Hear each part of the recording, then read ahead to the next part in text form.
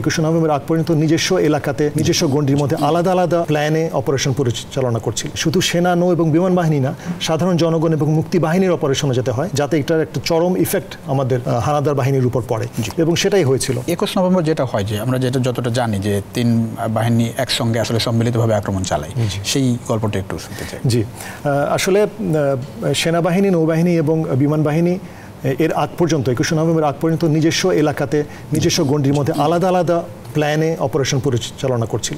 কিন্তু ওই যে অপারেশন ডাইরেক্টিভ 1 যখন ইস্যু করা হয়, তার মধ্যে সবাইকে নির্দেশনা দেওয়া হয় যাতে এই সব অপারেশনগুলি যাতে সিনক্রোনাইজড হয়, সমন্বিত হয়। শুধু সেনা, নৌ এবং বিমান বাহিনী না, সাধারণ জনগণ এবং মুক্তি বাহিনীর অপারেশনে যেতে হয়, যাতে এটার একটা চরম ইফেক্ট আমাদের হানাদার বাহিনীর উপর পড়ে, এবং সেটাই হয়েছিল।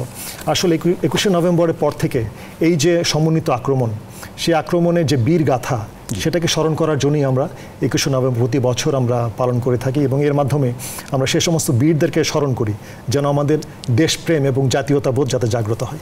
এটি আসলে 21 নভেম্বর।